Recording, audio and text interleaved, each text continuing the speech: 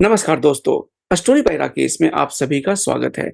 आज की जो स्टोरी मैं आपको सुनाने वाला हूँ, वो है मिस्टर एंड मिसेज माही। अब ये जो मूवी है, इसके लोगो को आप देख सकते हो, यहाँ पर एक क्रिकेट का बॉल भी लगा हुआ है। यहाँ से आपको ऑलरेडी आइडिया लग चुका है कि ये मूवी जो है क्रिकेट के ऊपर है। बैकग्राउंड में जो आपको इमेज भी दिख रही है, आप यहाँ देख सकते हो इस तरफ, तो यहाँ पर भी वो क्रिकेट भारत का यहाँ पर इन्होंने फ्लैग बनाया हुआ है, जो क्रिकेट के स्टेडियम पर लोग लगाकर जाते हैं, एन्जॉय करते हैं जब इंडिया के मैचेज़ होते हैं। दूसरी चीज़ जो आप रिलेट करोगे वो है माही। महेंद्र सिंह धोनी जो है वो इंडियन क्रिकेट के एक one of the best batsman कह लो, विकेट कीपर कह लो, एक कैप्टन कह लो, वो वन ऑफ द बेस्ट रह चुके हैं। और कहीं न कहीं जो लोग क्रिकेट पसंद करते हैं, वो लोग इस नाम से ज़रूर अट्रैक्ट होंगे।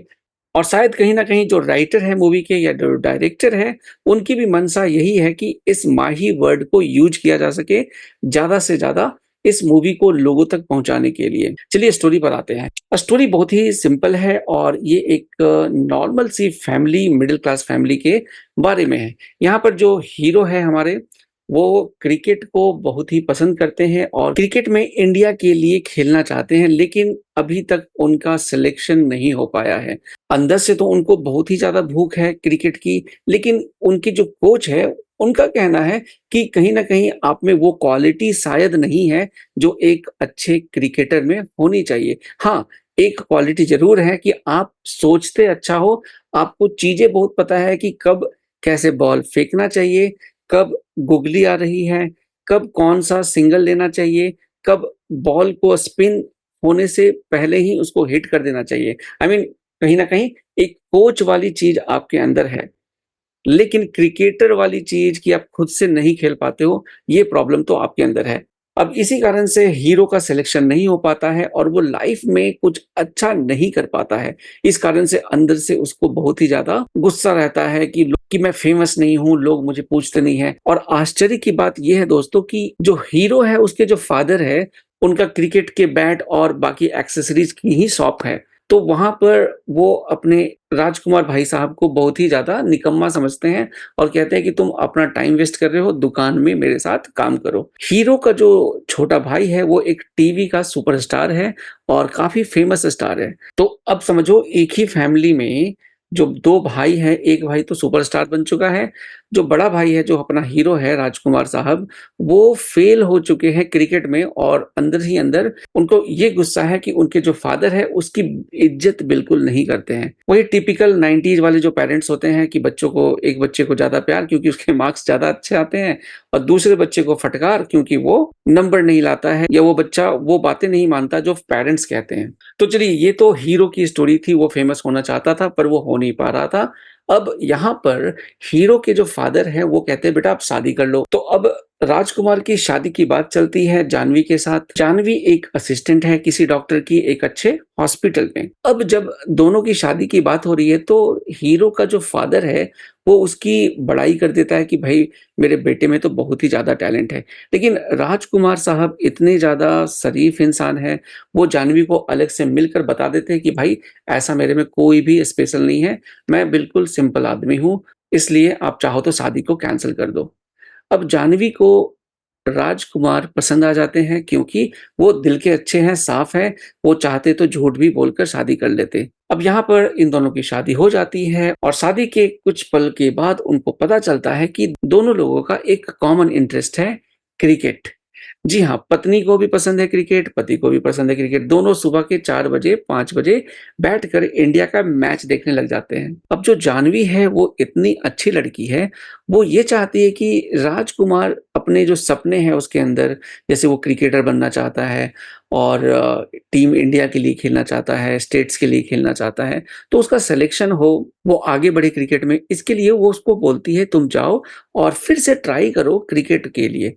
अब क्योंकि उसकी एज भी बढ़ती जा रही है, गैप भी ज़्यादा हो गया है, राजकुमार जब क्रिकेट फिर से ट्राई करना चाहता है, तो वो कर नहीं पाता है क्योंकि एक तो उसका क्रिकेट उतना अच्छा नहीं है as per his coach also और सेकंड चीज़ क्या है कि समय भी निकल गया है। तो यहाँ पर जो कोच साहब है, वो कहते हैं कि भाई राजकुमार साहब, आप ऐसा करो कि क्रिकेट खेलने की जगह ना क्रिकेट में कोच बन जाओ। अब यहाँ पर राजकुमार को गुस्सा आ जाता है, बोलता है कि भाई मैं क्रिकेटर कोच बनूँगा, कोच की क्या इज़्ज़त होती है? और ये कह के वो वहाँ से चला जाता है। लेकिन कुछ ही दिन के बाद पता चलता है कि जो राजकुमार के जो कोच है, वो फ़ेमस हो गया है क्योंकि उसकी टीम के किसी पर्सन का सिलेक्शन हो गया है स्टेट लेवल पर। अब राजकुमार को समझ में आ गया कि भाई कोच तो मैं बन सकता हूँ और कोच बनकर भी मैं फ़ेमस हो सकता हूँ। तो राजकुमार का एक ही मंत्र था कि मैं किसी भी तरीके से फ़ेमस हो जाऊँ। अब होता क्या है कि राजकुमार अपनी वाइफ जानवी को लेकर वापस अपने कोच के पास जाता है और रिक्वेस्ट करता है कि सर मुझे कोच बना लो। अब कोच कहते हैं कि भाई जब मैंने तुम्हें ये ऑफर दिया था, उस टाइम तो तुमने मना कर दिया। अब तो मैं फेमस हो गया हूँ, मेरे पास कई सारे ऑफर्स आ गए हैं।